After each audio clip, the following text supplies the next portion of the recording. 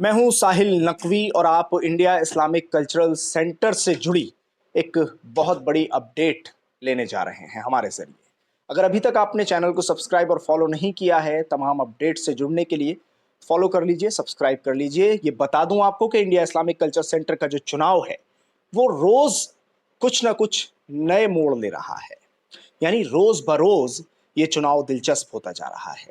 मेरे साथ इस वक्त बातचीत करने के लिए एक ऐसी शख्सियत हैं जिन्होंने एक लंबा समय इंडिया इस्लामिक कल्चरल सेंटर को दिया है और एक बार फिर से चुनावी मैदान में उतरे हुए हैं। अपना खुद का पैनल है, सिराजुद्दीन कुरैशी पैनल, जो इस वक्त हर तरफ चर्चा में है।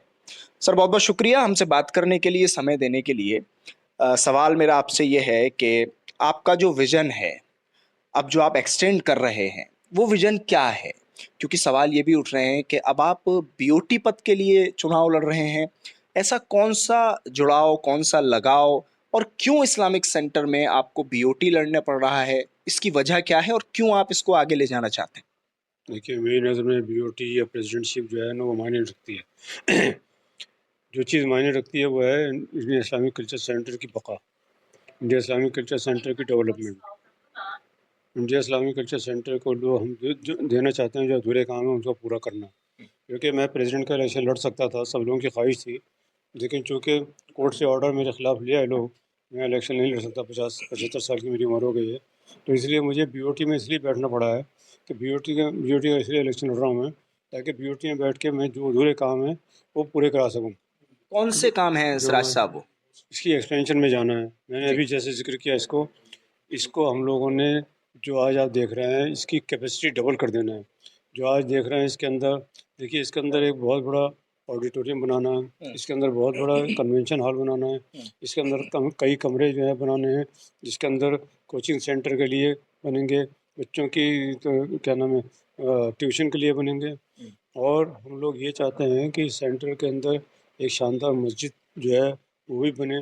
इसके अंदर करीब 200 गाड़ियों की पार्किंग होगी। आपके जितने आज कमरे हैं वो डबल हो जाएंगे, और इसका लॉन जो है वो और इससे शानदार हो जाएगा। इसलिए इसके अंदर जो कैपेसिटी वगैरह है सारी बढ़ जाएगी, और इसका टेरेस बहुत शानदार होगा। करीब 400-500 लोग तो उसके टेरेस के ऊपर ही आके अपनी मीटिंग कर सकते हैं, खाना खा सकते हैं, बैठ सकते हैं। तो 3-4 रेस्टोरेंट इसके अंदर और बढ़ जाएंगे। और सेंटर जो है, जब ये सारी फैसिलिटीज़ पैदा हो जाएंगी, डेवलपमेंट हो जाएगा, तो मैं समझता हूँ कि सेंटर के पास इंशाअल्लाह इतना पैसा होगा कि सेंटर जो है उसी पैसे से और कई सेंटर बना सकता है। और हम इंशाअल्लाह कोशिश करेंगे। पहले ही मैंने इस बात का ऐलान किया था कि मुख्तलिफ़ सूबों में जाके बनाएंगे। मुख्तलिफ़ सूबों के जो उस वक्त के चीफ मिनिस्टर से, उन्होंने वायदे भी किए, लेकिन हम लोग उस पर ज़्यादा कार्रवाई नहीं कर सके, उसकी पेशरफ्त हो नहीं पाई। इस वजह से नहीं हो पाई क्योंकि हालात ही ऐसे चलते चले आ रहे।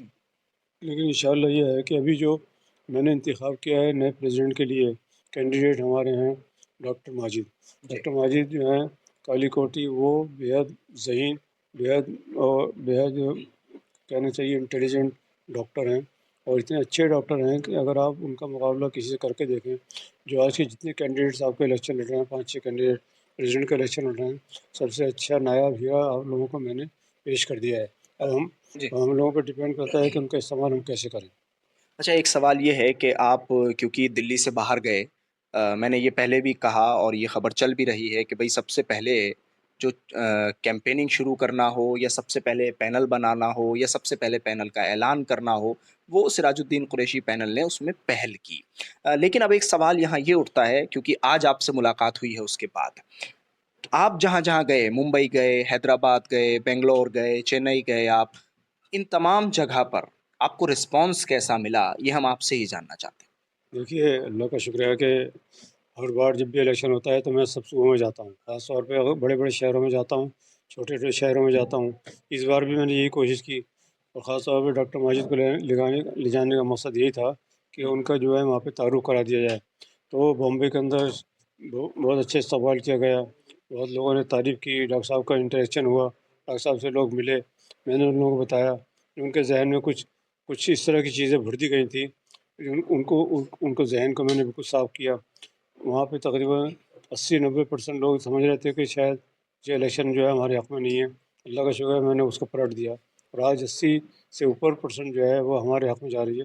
इसी तरह हैदराबाद के अंदर, बेंगलोर के अंदर, چنئی کے اندر لوگوں نے استقبال کیا اور لوگوں نے اپریشیٹ کیا، اور ہم نے جب کینڈیڈیٹ کو انٹروڈیوس کیا، سب لوگوں نے ان کی تعریف بھی، ان سے بات چیت کی، ان سے ملاقات کی، سب لوگ جو ہیں ان سے بے پناہ امپریسڈ ہیں، اور جب ان کو پلان دیا جاتا ہے کہ یہ ہمیں کرنا ہے، سب لوگ جو ہیں اس کو سراہتے ہیں، اس کی تعریف کرتے ہیں کہ ہاں یہ اچھا ہے، کیونکہ فیوچر پلاننگ ہمارا دیکھیے، میں نے الیکشن لڑے ہیں فیوچر پلاننگ کے اوپر، میں نے کبھی اس لیے الیکشن نہیں لڑا کہ ہاں جو ہو گیا چھوڑو اور ہمیں کرنا کیا ہے، ایک سچ کے اوپر الیکشن لڑا جاتا ہے اور حقیقت پر الیکشن لڑا جاتا ہے۔ اس بار کس چیز پر لڑا جا رہا ہے الیکشن؟ اس صرف بار ہم دیکھ رہے ہیں کہ بہت سارے پینل ہیں، ابرار صاحب بھی میدان میں ہیں، افضل امان اللہ صاحب بھی میدان میں ہیں، سلمان خورشید صاحب بھی میدان میں ہیں، ایک بار پہلے بھی آپ کے مقابلے پر وہ چناؤ لڑ چکے ہیں، کچھ لوگ انڈیپینڈنٹ بھی چناؤ لڑ رہے ہیں، جیسے سہیل ہندوستانی کی بات کر لیجیے آپ، یا اس کے علاوہ وسیم غازی کی بات کر لیجیے آپ، آصف حبیب اپنا پینل لے کر آئے ہوئے ہیں۔ اس بار مقابلہ بہت سخت ہے یا نہیں ہے، یا سراج قریشی صاحب کیسے دیکھ رہے ہیں؟ کیونکہ آپ نے تو 20 سال دیکھا۔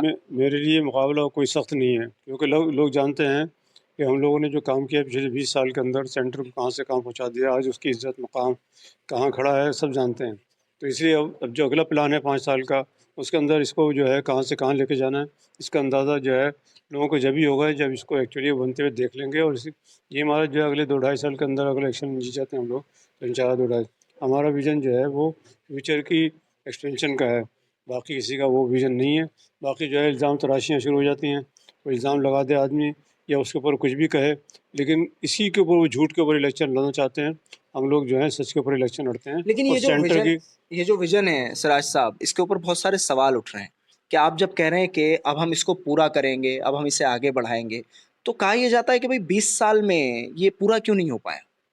نہیں 20 سال کے اندر، پچھلے 5 سال کے اندر ہم نے پلاننگ کی تھی کہ ہم اس کو کریں گے، پچھلے 5 سال کے اندر ایک تو کچھ عناصر ہمارے ساتھ ایسے آ گئے، ہمارے ممبرز ایسے آ گئے کہ جن لوگوں نے بہت اڑچنیں لگا دیں، دوسرا یہ ان کو یہ لگتا تھا کہ سراج قریشی کام کرے گا تو یہی اسی کا نام ہوتا ہے، ہمیشہ یہ دماغ میں لوگوں کو رہتا ہے کہ سراج قریشی کام کرے گا ہمارا نام تو ہوگا نہیں، اور یہ میں اپنی تعریف نہیں کر رہا ہوں، لیکن میں ایک بات بتا رہا ہوں کہ میں کوئی کام کرنے کی کوشش کرتا ہوں تو اس کو پورا کرنے کی بھی کوشش کرتا ہوں، جو پچھلے 5 سال بہت ہی خراب ہو گئے، کووڈ کے اندر بھی 2-2.5 سال نکل گئے، 2-2.5 سال جو ہمارے ایسے برباد ہو گئے، پچھلا 1.5 سال جو ہے عدالتوں کے اس میں نکل گیا، تو انشاءاللہ اگر عمران نے چن کے بھیجا اس بار پوری ٹیم کو، تو آپ دیکھیں گے اگلے 5 سال کے اندر انڈیا اسلامک کلچر سینٹر کا جو نقشہ آج دیکھ رہے ہیں اس سے 1,00,000 درجے بہتر ہوگا انشاءاللہ۔ چلیے، بہت بہت شکریہ بات چیت کرنے کے لیے، سمے دینے کے لیے۔ ہمارے ساتھ اس وقت موجود تھے سراج الدین قریشی، دلی سے ساحل نقوی۔